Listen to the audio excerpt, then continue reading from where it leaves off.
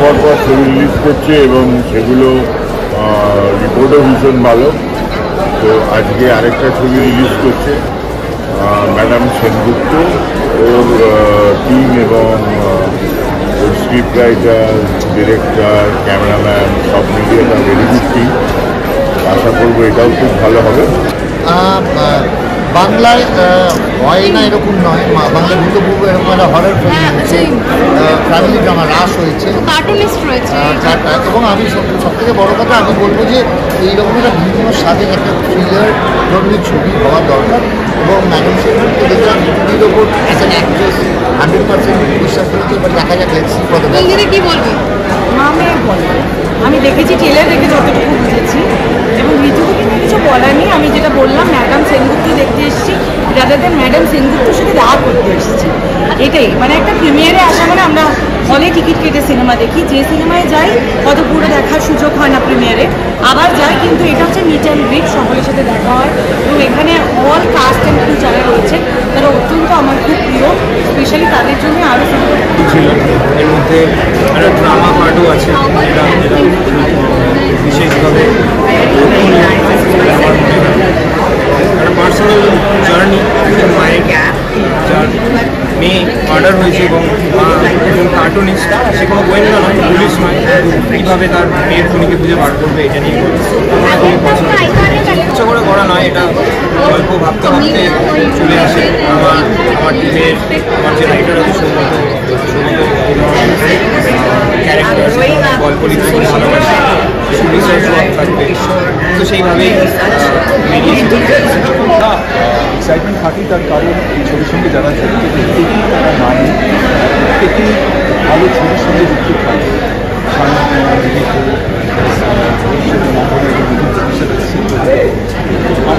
আমার ট্রেলারটা দেখছি ভীষণ ভালো। আমার ধারণা খুবই উপভোগ্য একটি ছবি দেখেছে। খুবই ভালো লাগছে। ভাইটা যতটা রিলিজ করতো নন্দিনীর ফিল্ম আর Sayantan Ghoshal direction, as madam Sengupta, অনেকদিন পর ঋতুর সঙ্গে কাজ হলো, অনেকদিন পর রাহুল ঘোষের সঙ্গে কাজ হলো, আর প্রথম সুকুমার রায় আবুল তাবুল এই চরিত্রের মানে এই ছবির একটা মুখ্য ভূমিকা পালন করছে। So this is very exciting for me. Thank you.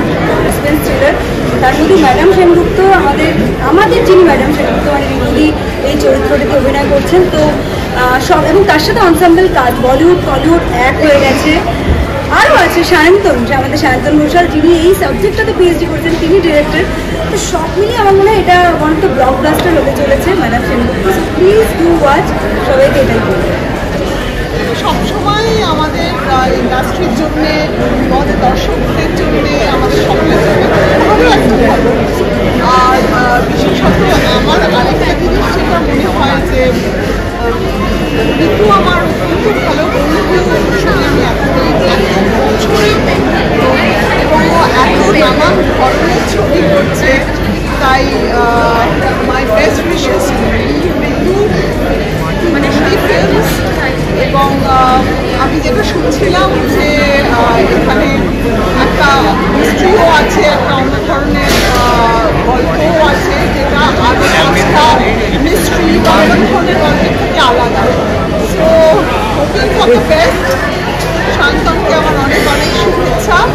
সুতরাং একটা নতুন ছবি আসা মানেই একটা সেলিব্রেশন, এবং আমি দর্শকদের সবাইকে বলবো যে তারা আসুন, দেখুন। আমার মনে হয় এখন এক ঝাঁক ছবি, নতুন নতুন ছবি আসছে, যেগুলো সবকটাই আরেকটা ছবি থেকে আলাদা। সুতরাং দর্শকরা নানান স্বাদে ভরপুর থাকুন উইথ বাংলা ফিল্ম। সায়ন্তনকে, ঋতুদিকে, নন্দী মুভিজকে আমার তরফ থেকে আন্তরিক শুভেচ্ছা, গোটা টিমকে বেস্ট উইশেস। আজকে ছবি রিলিজ করছে, খুবই আনন্দের দিন, এবং বহুদিন ধরে আমরা অপেক্ষা করছিলাম কবে ছবিটি বড় পর্দায় দেখতে পাবো। এগিয়ে চলুক নন্দী মুভিজ, আমার তরফ থেকে আন্তরিক শুভেচ্ছা। আর তোমার গানটা নিয়ে যদি কিছু বলো। এই ছবিতে একটি গান রয়েছে এবং গানটির দুটি ভার্সন রয়েছে, একটি ফিমেল ও একটি মেল। মহিলা কণ্ঠ গেয়েছেন শিল্পা রাও, এবং পুরুষ কণ্ঠে আমাদের শুনতে। আমি আসলে যখন আমি ম্যাডাম সেনগুপ্তের নামটা শুনেছিলাম তখন একটু অবাক হয়েছিলাম যে এরকম নাম আগে কখনো আমার কাছে আসেনি। একটা ছবি আমি অগ্নিদেবের সঙ্গে করেছিলাম যেটার নাম ছিল মিসেস সেন। তো এটা বেশ আনন্দ লাগছিল যে বেশ আমার নাম দিয়ে করেছে, তো কিন্তু তাতে মনে হয় যে আমার দায়িত্বটা বোধহয় আরেকটু বেড়ে গেল, এবং আমার সব সিনেমাতে একটু দায়িত্ব বাড়ানোই থাকে আমার উপরে, কিন্তু এটাতে মনে হলো আরেকটু দায়িত্ব বাড়লো। আর এটা আমার ডিরেক্টর এবং ডিরেক্টরিয়াল টিম এবং প্রডিউসার সবাই মিলে একসাথে ঠিক করেছিলেন যে এই নামটা দেওয়া হবে, কারণ সত্যি কথা এই নামটার মধ্যে কোথাও একটা কিছু রহস্য তো লুকিয়েই আছে।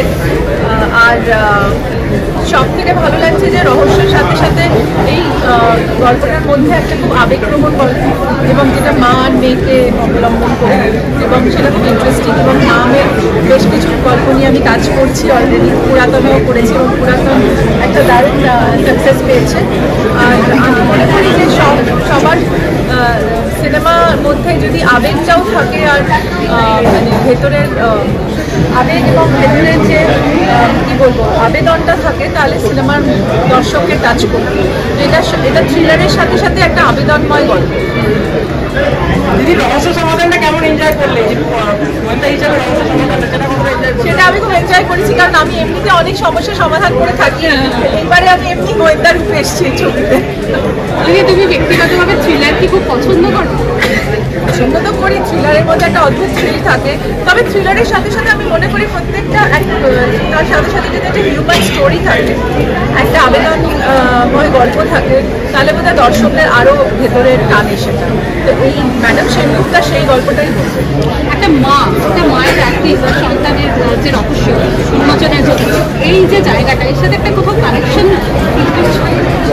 মা আর মেয়ের মানে সম্পর্ক অলওয়েজ ইজ, যেটা বলছিলাম আবেদন আর মানে কী বলবো আন্তরিকতা, আবেগ আর অভিমান। মার সঙ্গে মেয়ের সবসময় একটা অভিমানের সম্পর্কও থাকে, তো এখানেও একটা অভিমানের জায়গাও আছে। তবে ছবিটা বেশি করে দেখলে বোঝা যাবে, কারণ সম্প্রতি যেহেতু মাকে হারিয়েছি, মার প্রত্যেকটা মুহূর্ত যেন প্রত্যেক সময় মনে পড়ে। আর ছবির ক্ষেত্রে মা মেয়ের যখন কোনো সম্পর্ক দেখায় তখন আরও বেশি করে মনে পড়ে। তো এটা মনে হয় যে মানে এটা এতই চিরন্তন আর এতটাই চিরদিনের যে মা মেয়ের সম্পর্কের মধ্যে কোনো সম্পর্ক হয়।